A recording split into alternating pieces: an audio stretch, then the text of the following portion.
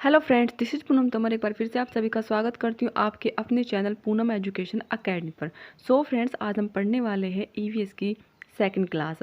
ये वीडियो आपके लिए होने वाली है बहुत ही शानदार। अगर आप किसी भी टीचिंग एग्ज़ाम की प्रिपरेशन कर रहे हैं, चाहे वो टेट हो या फिर आपकी जॉब से रिलेटिव, उन सभी में ये वीडियो आपकी बहुत यूज़फुल होने वाली है। जिस भी एग्ज़ाम में आपसे ईवीएस सब्जेक्ट पूछा जाएगा, वहाँ सभी एग्ज़ाम में इस वीडियो से आप क्वेश्चन बना पाओगे। तो चलिए अपनी इस जो है 30 क्वेश्चन की सीरीज़ को यहाँ पर हम स्टार्ट करते हैं। इसके अंदर हम पढ़ने वाले हैं प्रीवियस ईयर के जो है क्वेश्चन, और आप खुद चेक करना कि आप उनमें से कितने प्रश्नों के जवाब सही दे पा रहे हो और कितने के जवाब आप नहीं जानते। तो चलिए अपना टाइम वेस्ट किए बिना इस वीडियो को स्टार्ट करते हैं। फ्रेंड, अपने क्वेश्चन को यहाँ पर हम स्टार्ट करते हैं। हमारा पहला प्रश्न है, पर्यावरण अध्ययन की पाठ्य पुस्तकों में अभ्यास एवं गतिविधियों को उपलब्ध कराना चाहिए। यहाँ पर हमारे 4 ऑप्शन दिए गए हैं, इनमें से हमें जो है करेक्ट ऑप्शन चूज करना है। हमारा पहला ऑप्शन है पाठ के अंत में, प्रकरणों में अंतर्निर्मित। हमारा सेकंड ऑप्शन है पुस्तक में अलग अलग स्थानों पर। हमारा जो लास्ट ऑप्शन है इकाई के अंत में। तो यहाँ पर जो हमारा बेस्ट ऑप्शन होगा, आप बताइए कि इनमें से कौन सा होने वाला है। तो यहाँ पर हमारा जो बेस्ट ऑप्शन होगा वो होगा सी। तो चलिए अपने अगले प्रश्न को देख लेते हैं। हमारा अगला प्रश्न है, पर्यावरण अध्ययन के शिक्षकों को, यानी कि जो पर्यावरण अध्ययन को पढ़ाने वाले टीचर होते हैं, यहाँ पर उनके बारे में यहाँ पर जो है ये क्वेश्चन हमसे पूछा गया है। हमारा पहला ऑप्शन है, विशेषतः पुस्तकों और परीक्षाओं पर ध्यान देना चाहिए, बच्चों के दृष्टिकोण को स्वीकार करना एवं सम्मान देना चाहिए, अभिभावकों के विचार को स्वीकार करना एवं उनको भी सम्मान देना चाहिए, और हमारा लास्ट ऑप्शन है, विशेषतः प्रयोगों पर ध्यान देना चाहिए। तो इस प्रश्न का जो सही जवाब होगा वो होगा ऑप्शन नंबर डी। जो हमारा पर्यावरण अध्ययन होता है उसके अंदर हम प्रयोगों पर विशेष जो है ध्यान देते हैं, जिसके द्वारा जो है बच्चे चीज़ों को अपने द्वारा करके सीखते हैं। स्वयं से यहाँ पर वो एक्टिविटी करेंगे और उसके द्वारा चीज़ों को ऑब्जर्व करेंगे।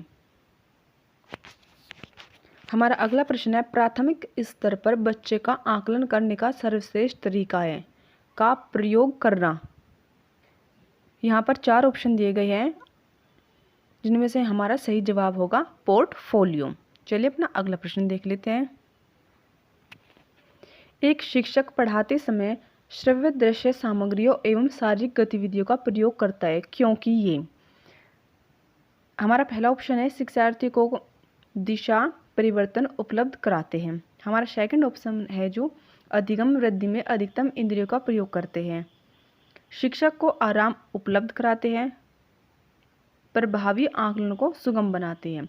तो जो हमारा इसमें से आंसर होगा वो होगा हमारा ऑप्शन बी, अधिगम वृद्धि में अधिकतम इंद्रियों का प्रयोग करते हैं।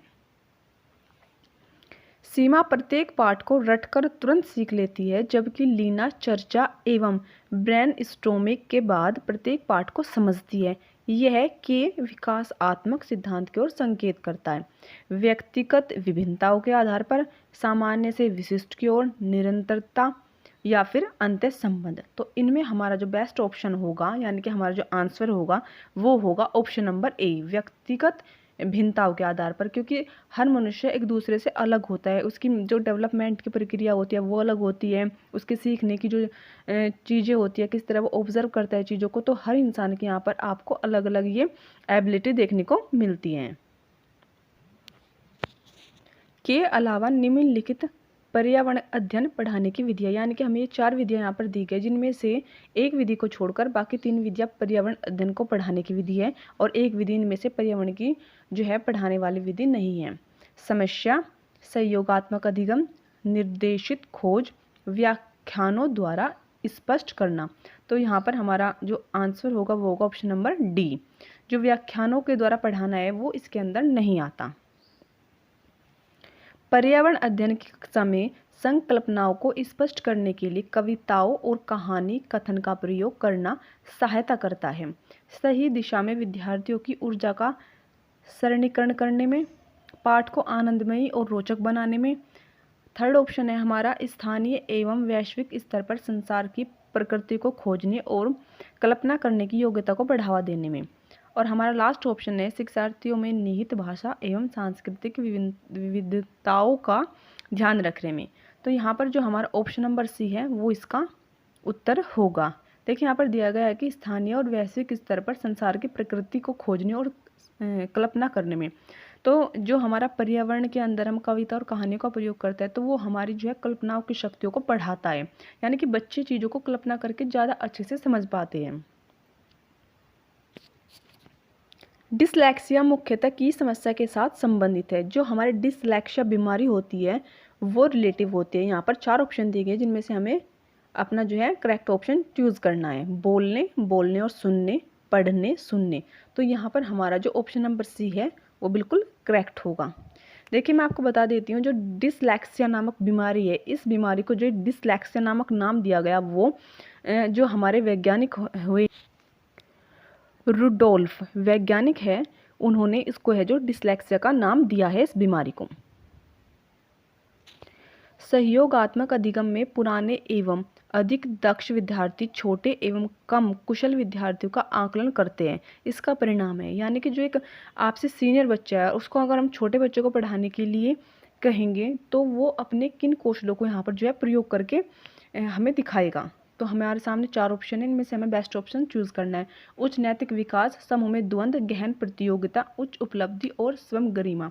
देखिए उच्च नैतिक विकास इसका आंसर नहीं होगा। समूह में द्वंद्व, स्कूल में अगर हम छोटे बच्चों की हेल्प करने के लिए बड़े बच्चों को बोलते हैं तो इसको हम द्वंद्व के अंदर काउंट नहीं करेंगे। गहन प्रतियोगिता, ये प्रतियोगिता भी नहीं होगी क्योंकि यहाँ पर बात अंडरस्टैंडिंग लेवल की जा रही है। हमारा जो लास्ट ऑप्शन बचा डी, उच्च उपलब्धि, यानी कि जो बच्चा है वो अपनी उपलब्धि को दिखाएगा, वो दिखाएगा कि उसने क्या चीज़ें सीखी हैं। और स्वयं गरिमा, और वो खुद को उन चीज़ों को जो है खुद से कैसे रिप्रेजेंट कर रहा है। तो यहाँ पर हमारा जो ऑप्शन नंबर डी है वो बिल्कुल बेस्ट होगा। अल-बरूनी किस देश से आया, उसका नाम बताइए। यानी कि जो अल-बरूनी है जिस कंट्री से वो आया था उसका नाम यहाँ पर हमें बताना है। तो यहाँ पर जो बेस्ट ऑप्शन होगा, तो यहाँ पर आपको 4 ऑप्शन मिले हैं, बांग्लादेश, उज्बेकिस्तान, ओमान, अफगानिस्तान। तो इसका जो बेस्ट आंसर होगा यहाँ पर ये वो होगा उज्बेकिस्तान, यानी कि ऑप्शन नंबर बी। प्रयोग और प्रयोगात्मक कार्य करते हुए श्यामा का निष्पादन कक्षा में सर्वश्रेष्ठ होता है। उसे बहुत सृजनात्मक शिक्षार्थी माना जाता है, इसलिए वह के द्वारा संकल्पनाओं को सिखाती है। अभिसारी चिंतन, अपसारी चिंतन, मॉडलिंग, अनुकरण। तो इसमें हमारा जो बेस्ट ऑप्शन होगा वो होगा हमारा ऑप्शन नंबर बी, अपसारी चिंतन। तो चलिए फ्रेंड्स, सबसे पहले हम अभिसारी चिंतन और अपसारी चिंतन को डिटेल में समझेंगे। हमारा जो अभिसारी चिंतन है उसको हम इंग्लिश में बोलते हैं कन्वर्जेंट थिंकिंग, और जो हमारा अपसारी चिंतन है उसको बोलते हैं हम डाइवर्जेंट थिंकिंग। जो अभिसारी चिंतन होता है उसके अंदर हम समस्या होती है जो एक ही बिंदु पर आकर जो है आपकी केंद्रित हो जाती है, और समस्या का हल भी उसका एक ही होता है। और अगर मैं बात करूँ यहाँ पर डाइवर्जेंट थिंकिंग के बारे में, इसके अंदर जो है समस्या एक बिंदु पर आकर केंद्रित नहीं होती, बल्कि उसको हम अपनी तर्क शक्ति के द्वारा उसके हम कई प्रकार से उसके हल निकाल सकते हैं। अभिसारी चिंतन को है बंद अंत वाला भी बोलते हैं, यानी कि क्लोज एंडेड। और जो हमारा अपसारी चिंतन होता है उसको हम ओपन एंडेड बोलते हैं, यानी कि उसके ना बहुत सारे आंसर यहाँ पर आपको देखने को मिल जाते हैं। अभिसारी चिंतन के अंतर्गत सृजनात्मक को बढ़ावा नहीं मिलता, जबकि अपसारी चिंतन के अंतर्गत सृजनात्मक को बढ़ावा भी मिलता है। इस चीज़ को जो है मैं आपको एक एग्जाम्पल के जरिए समझाती हूँ। जैसे कि अगर हम बोलें कि हमारा देश कब आज़ाद हुआ था, तो इस प्रकार के जो प्रश्न होंगे उनका एक ही जवाब होगा, उसका अलग कोई जवाब नहीं हो सकता। तो इसके अंतर्गत आएंगे अभिसारी चिंतन।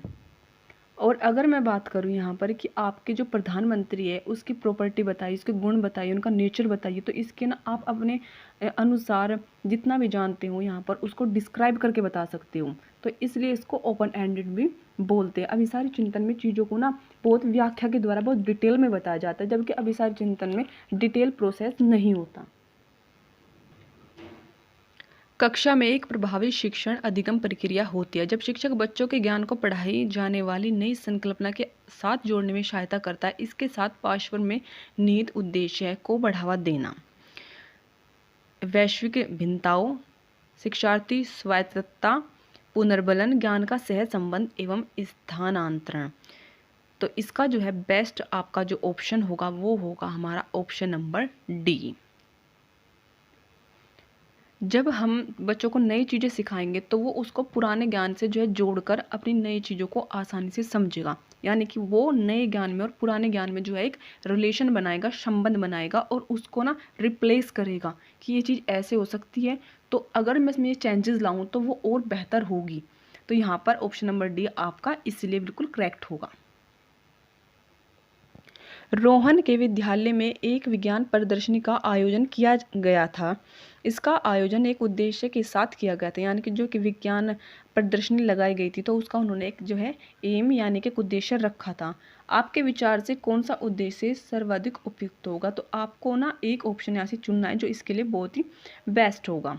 शिक्षार्थियों के लिए सृजनात्मक माध्यम उपलब्ध कराना, विद्यालय का नाम प्रसिद्ध करना, अभिभावकों को संतुष्ट करना, विभिन्न व्यवसायों के लिए विद्यार्थियों को प्रशिक्षित करना। देखिए, बच्चों को कभी भी व्यवसाय के लिए प्रशिक्षित करना एक उद्देश्य नहीं होता, और अभिभावक को संतुष्ट करना भी यहाँ पर इसका ये जवाब नहीं होगा। और विद्यालय का नाम प्रसिद्ध, जब बच्चा खुद से क्रिएटिविटी करेगा तो वो तो ऑब्वियसली खुद से ही हो जाएगा, तो ये इनका यहाँ पर कोई एम नहीं होता। अब हमारा बचा जो ऑप्शन नंबर ए, शिक्षार्थियों के लिए सृजनात्मक माध्यम उपलब्ध कराना, यानी कि बच्चों को ऐसा माहौल देना जिसके अंदर उनकी जो है क्रिएटिविटी जो है बाहर निकल के आएगी, तो ये माहौल उनको देना यहाँ पर बिल्कुल सही होगा। तो इसका हमारा जो जवाब होगा वो होगा ऑप्शन नंबर ए। के अलावा बच्चे के विकास को आकार देने वाले वातावरणीय कारकों में निम्नलिखित सभी शामिल हैं: संस्कृति, शिक्षा की गुणवत्ता, पौष्टिकता, शारीरिक गठन। तो यहाँ पर कौन सा ऑप्शन करेक्ट होगा? जो संस्कृति होती है वो भी बच्चे की एजुकेशन में बिल्कुल योगदान देती है। शिक्षा की जो गुणवत्ता, यानी कि जो आप अच्छे एजुकेशन बच्चों को प्रोवाइड कराएंगे तो वो भी बिल्कुल उसके लिए अच्छी होगी। और पौष्टिकता, जब बच्चे का पौष्टिक विकार होगा यानी कि विकास होगा, यानी कि बच्चा एक तंदुरुस्त होगा, हेल्दी होगा, उसको कोई बीमारी नहीं होगी, तो वो चीज़ों को अच्छे से ऑब्जर्व कर पाएगा। तो यहाँ पर ये तीनों चीज़ें होगी, लेकिन इसके अलावा शारीरिक गठन इस पर डिपेंड नहीं करता। शारीरिक गठन का मतलब है आपकी बॉडी शेप, मोटे पतले छोटे नाटे, तो ये इस चीज़ में इंपोर्टेंस नहीं रखता है। तो यहाँ पर जो बेस्ट ऑप्शन होगा वो होगा ऑप्शन नंबर डी। कांसा के विषय में जिसका उपयोग गोलकुंडा के किले में मिली, जो गोलकुंडा के किले में मिली है तोप, उसमें किया गया था। सही कथन चुनिए, यानी कि जो गोलकुंडा के किले में आपको तोप मिली है उसमें इनमें से किन धातु का प्रयोग किया गया है? तो यहाँ पर जो हमारा ऑप्शन नंबर बी है वो इसके लिए बिल्कुल करेक्ट होगा। कांसा, तांबा, तांबे को हम बोलते हैं कॉपर, तथा टीन की मिश्र धातु। एक ही तरह की फसल बार बार उगाने और बहुत से रसायनों के उपयोग करने से मृदा में क्या मतलब प्रभाव पड़ता है? जब आप एक ही तरह की फसल बार बार एक जमीन पर बोते रहोगे तो उससे जो है जमीन के अंदर क्या एक्टिविटी होने वाली है, इसके बारे में यहाँ पर पूछा गया है। बंजर हो जाती है, किसी विशेष फसल के लिए उपयोगी बन जाती है, सिंचाई के लिए उपयुक्त बन जाती है, उर्वर यानी कि उपजाऊ बन जाती है। देखिए, हमारा जो इनमें से बेस्ट ऑप्शन होगा वो होगा बंजर हो जाती है। जब एक ही प्रकार के आप जो है फसल बोते रहोगे तो उसके अंदर जो मिट्टी के अंदर आपके पोषण तत्व होंगे वो धीरे धीरे धीरे करके आपके जो है समाप्त हो जाएंगे, जिसके कारण उसकी जो मिट्टी की उपजाऊ करने वाली शक्ति होती है वो समाप्त हो जाती है, यानी कि ज़मीन जो है बंजर हो जाती है। इसीलिए जो आपने देखा होगा, आपके अगर आसपास का गाँव का एरिया होगा तो वहाँ पर ना मौसम के अनुसार फसलें चेंज होती रहती है, या अलग भी जहाँ पर कई ज़मीनों पर फसलें बोई जाती है तो वहाँ पर ना हर बार आपको अकॉर्डिंग टू सीजन आपको जो है फसलें चेंज होती मिलती हैं। तो यहाँ पर हमारा जो बेस्ट ऑप्शन होगा वो होगा ऑप्शन नंबर ए। निम्नलिखित में से लेह और लद्दाख के मकानों की विशेषता चुनिए। पेड़ के तनों से बनी लकड़ियों की ढालू छतें, निचली मंजिल में कोई खिड़की नहीं होती, पत्थर, मिट्टी और चूने से बनी मोटी दीवारें, लकड़ी के फर्श। तो यहाँ पर आपको जो है ऑप्शन दिख रहे होंगे, इनसे जो भी आपको यहाँ पर ठीक लगेंगे वो यहाँ पर हम चुनेंगे। तो इसका जो है हमारा जो जवाब होगा यहाँ पर पेड़ के तनों से बनी लकड़ी की ढालू छतें, तो ये ऑप्शन हमारा यहाँ पर जो है गलत हो जाएगा। हमारा जो सेकंड ऑप्शन, निचली मंजिल में कोई खिड़की नहीं होती, निचली मंजिल में बिल्कुल कोई खिड़की नहीं होती, बल्कि निचली मंजिल में अधिकतर जो है उसका उपयोग वे जो पशुओं को रखने के लिए करते हैं, और जो इसके अंदर वे कोई खिड़की नहीं बनाते। फिर हमारा हो गया पत्थर, मिट्टी और चूने से बनी मोटी दीवारें, ये भी ऑप्शन बिल्कुल सही है। लकड़ी के फर्श होते हैं, बिल्कुल सही। तो यहाँ पर हमारा हो जाएगा ऑप्शन नंबर ए सही, बी, सी और डी।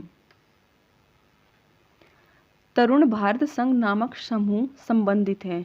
जो तरुण भारत संघ है उसके बारे में यहाँ पर हमसे पूछा गया है कि वो किससे संबंधित है। विशेष रूप से सक्षम बच्चों को सिखाने में मदद करने से, स्कूल में दोपहर का पका हुआ भोजन उपलब्ध कराने से, आर्थिक रूप से कमज़ोर वर्गों के बच्चों के लिए निःशुल्क कोचिंग कक्षाएं चलवाने से, पुरानी झीलें पुनर्निर्मित करने से।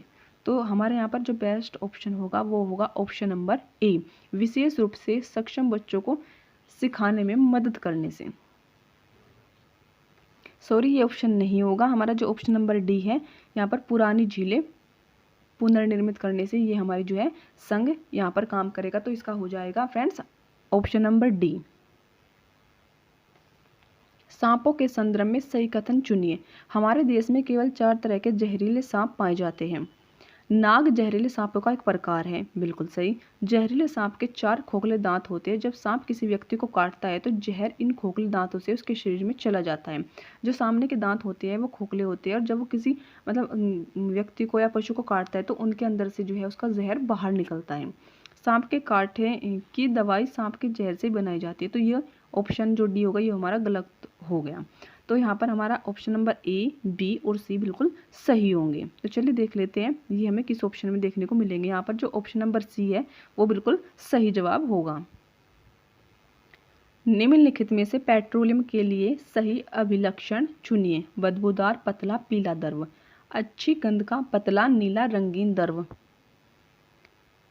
बिना गंध का गाढ़ा तथा गहरे रंग का तरल, बदबूदार गाढ़ा गहरे रंग का तेल। तो यहाँ पर जो है ऑप्शन नंबर हमारा जो डी है वो बिल्कुल सही होगा। निम्नलिखित में से रोगों का वह समूह चुनिए जो मच्छरों से फैलता है। Malaria, chikungunya, dengue, malaria, chikungunya. बाकी ऑप्शन देख लेते हैं। मलेरिया, हैजा, मियादी बुखार, मलेरिया, डेंगू, हैजा। तो यहाँ पर जो 2 ऑप्शन दिए गए सी और डी, ये बिल्कुल नहीं होगा। मियादी बुखार जो है मच्छर से नहीं होता है, सॉरी हैजा जो है मक्खी से फैलता है। और नीचे भी जो आपका ऑप्शन दिया गया है डी, उसके अंदर जो हैजा होता है वो मक्खी के द्वारा फैलता है। तो हमारा जो करेक्ट ऑप्शन होगा वो होगा option number B, dengue, malaria और चिकनगुनिया। तीनों बीमारी जो है मच्छर से होती है। तो चलिए थोड़ा डिटेल से जानेंगे इन बीमारियों के बारे में। जो चिकनगुनिया होता है और डेंगू होता है एक उष्ण कटिबंधीय रोग है जो एक एडिस एजिप्टी मच्छर के काटने से होता है। यानी कि जो चिकनगुनिया और डेंगू वो सेम एक मच्छर के काटने से होता है। मलेरिया एक वाहक जनित संक्रामक रोग है जो प्रोटोजोआ परजीवी द्वारा फैलता है। चिकनगुनिया लंबे समय तक चलने वाला जोड़ों का दर्द वाला रोग होता है। इस रोग का उग्र चरण मात्र 2 से 5 दिन के लिए चलता है, लेकिन जोड़ों का दर्द लंबे समय तक चलता है। ये एडिस मच्छर के काटने से होता है। तो चलिए अपने अगले प्रश्न को देख लेते हैं। यहाँ पर मधुबनी चित्रों को बनाने के लिए चित्रकारों द्वारा उपयोग किए जाने वाले रंग होते हैं। अति उत्तम गुणवत्ता के फाइबर पेंट होते हैं, सोने चांदी को घोलकर बनाए गए पेंट होते हैं, पिसे हुए चावल के रंगीन घोल या विशेष प्रकार से बने पोस्टर रंग होते हैं। तो बताइए यहाँ पर बेस्ट ऑप्शन कौन सा होने वाला है। यहाँ पर जो है हमारा बेस्ट ऑप्शन होने वाला है ऑप्शन नंबर सी, पीसे हुए चावल। यहाँ पर जो मधुबनी चित्रों को बनाने के लिए रंगों का प्रयोग किया जाता है वो घरेलू चीज़ों के द्वारा बनाए जाते हैं, जिसमें चावल का इस्तेमाल किया जाता है, हल्दी का इस्तेमाल किया जाता है, जो आपके केले के पत्ते होते हैं उनको पीसकर उन सभी चीज़ों और बाकी ऐसी जो चीज़ें आपको घर पर मिल जाती है, यानी कि प्राकृतिक चीज़ों का यहाँ पर उनका प्रयोग देखने को आपको मिल जाएगा। तो यहाँ पर हमारा होगा जो ऑप्शन नंबर सी है इसका सही आंसर होगा। एक पब्लिक स्कूल में प्रत्येक कक्षा में लगभग 2 से 3 बच्चे आवश्यकता वाले हैं। आवश्यकता का मतलब होता है नीड वाले बच्चे, जिन्हें ज़रूरत होती है सहायता की। कुछ बच्चे शारीरिक या मानसिक रूप से विकलांग है। ये बच्चे अन्य बच्चों के साथ उसी कक्षा में एक साथ पढ़ते हैं। उपयुक्त पब्लिक स्कूल में निम्नलिखित में से किसका अनुपालन करता है। यानी कि जो आपके शारीरिक रूप से जो स्वस्थ बच्चे होते हैं उनके साथ में जो नीड यानी कि आवश्यकता वाले बच्चे होते हैं, जिनके अंदर शारीरिक रूप से कुछ ना कुछ विकार या कमी होती है, उनको उनके साथ पढ़ाया जाता है। तो ऐसे जो पढ़ाने के तरीकों को होते हैं तो उस विद्यालय को क्या बोलते हैं जहाँ पर दोनों ही प्रकार के बच्चे आपको एक साथ पढ़ने को मिल रहे हैं। समावेशी शिक्षा, समवयस्क शिक्षा, प्रतिपूरक अधिगम, सतत एवं व्यापक मूल्यांकन। तो इसके अंदर हम जो हमारा जवाब होगा वो होगा हमारा समावेशी शिक्षा। इसके अंतर्गत दोनों ही प्रकार के बच्चों को यहाँ पर पढ़ाया जाता है। घर्षण के विषय में चर्चा करते समय एक शिक्षिका ने एक संकल्पना की व्याख्या करते हुए बहुत से उदाहरण दिए। इनमें से कुछ ऐसे उदाहरण जिनमें से घर्षण हमारे दैनिक जीवन में उपयोगी है। उस शिक्षिका ने कक्षा में दिए जो कक्षा में दिए जो नीचे दिए गए हैं, यानी कि यहाँ पर एक घर्षण का पॉइंट जो है शिक्षिका समझा रही है, तो उसके बारे में हमें यहाँ पर जो चीज़ें उसने डेली रूटीन से संबंधित बताई है उनको हम यहाँ पर देखेंगे। हम पेन की नोक और कागज के बीच घर्षण होने के कारण ही लिख पाते हैं, बिल्कुल सही। हम फर्श पर हमारे पैर और फर्श के बीच घर्षण कारण चल पाते हैं, ये भी बिल्कुल सही जवाब होगा। ऊर्ध्वाधर ऊपर फेंकी गई कोई गेंद घर्षण के कारण ही हमारे पास वापस आकर लौटती है। और हमारा जो फोर्थ यानी कि लास्ट ऑप्शन है, घर्षण के कारण ही हम किसी गतिशील वाहन को ब्रेक लगाकर रोकते हैं, तो ये भी इसका जवाब जो है सही होगा। तो आपको बताइए कि इनमें से क्या ये सभी जवाब सही है या फिर इनमें से कोई जवाब यहाँ पर गलत है। तो आप यहाँ पर सही जो है उत्तर का चुनाव कीजिए। तो यहाँ पर हमारा जो सही जवाब है वो होगा ऑप्शन नंबर ए, बी और डी। जो हमारा सी है वो जवाब इसलिए सही नहीं होगा क्योंकि जब कोई भी वस्तुओं पर फेंकेंगे तो वो गुरुत्वाकर्षण बल के कारण जो है नीचे आते हैं, ना कि घर्षण के कारण। तो चलिए अपने नेक्स्ट क्वेश्चन को पढ़ लेते हैं। तो यहाँ पर हमारा होगा जो ऑप्शन नंबर सी, डी, ए, बी बिल्कुल सही जवाब होगा। एक पश्मीना शॉल लगभग साधारण स्वेटर के बराबर गर्म होता है तथा एक साधारण पश्मीना शॉल को बुनने हेतु घंटों का समय लगता है। देखिए यहाँ पर इन्होंने जो जवाब दिया है वो जवाब दिया है ऑप्शन नंबर डी, 10 गुना जो है आपका गर्म होता है और उसको बुनने में 200 घंटे का समय लगता है। देखिए जवाब पता नहीं इन्होंने ये क्यों दिया है, लेकिन इसका जो करेक्ट जवाब होगा यहाँ पर ऑप्शन नंबर ए होगा, वो 6 गुना आपका जो गर्म होता है और इसके अलावा जो उसको बुनने में समय लगता है वो 250 घंटे का समय लगता है। तो यहाँ पर जो ऑप्शन नंबर ए है वो बिल्कुल सही जवाब होगा, लेकिन इन्होंने शायद उस समय जो इसका जवाब ऑप्शन नंबर डी माना होगा। तो लेकिन मेरी तरफ से ही नहीं, बिल्कुल इसका जो करेक्ट जवाब है वो ऑप्शन नंबर ए यहाँ पर आपका होगा। सरिता की शिक्षिका उसे विभिन्न सामूहिक गतिविधियों में शामिल रखती है, जैसे समूह चर्चा, समूह परियोजना आदि। उसकी शिक्षिका सीखने के किस आयाम का अनुगमन कर रही है? भाषा निर्देशित सीखना, प्रतियोगिता आधारित सीखना, सामाजिक गतिविधियों के रूप में सीखना, मनोरंजन द्वारा सीखना। तो यहाँ पर जो सही आंसर होने वाला है वो बताइए आप यहाँ पर कौन सा जवाब सही होगा। तो इस प्रश्न का हमारा सही जवाब होगा ऑप्शन नंबर सी। नेफेंथिस एक ऐसा पौधा है जो मेंढकों, कीड़े मकोड़ों और चूहे जैसे छोटे जीवों को अपने अंदर फांस कर खा जाता है। हमारे देश में वह पौधा पाया जाता है। तो हमारे देश के अंदर यह पौधा कौन से राज्य में पाया जाता है? यहाँ पर हमें 4 राज्य दिए गए, मेघालय, असम, ओडिशा और अरुणाचल प्रदेश। तो इसमें से जो हमारा सही जवाब होगा वो होगा मेघालय। उसे चुनिए जो अन्य से भिन्न है। यहाँ पर हमें 4 ऑप्शन दिए गए जिनमें से हमें 3 ऑप्शन एक जैसे दिखाई देंगे और एक ऑप्शन जो है अलग है, तो उसको हमें यहाँ पे चुनना है। पैराफिन, मोम, ग्रीस, कोयला, पेट्रोल।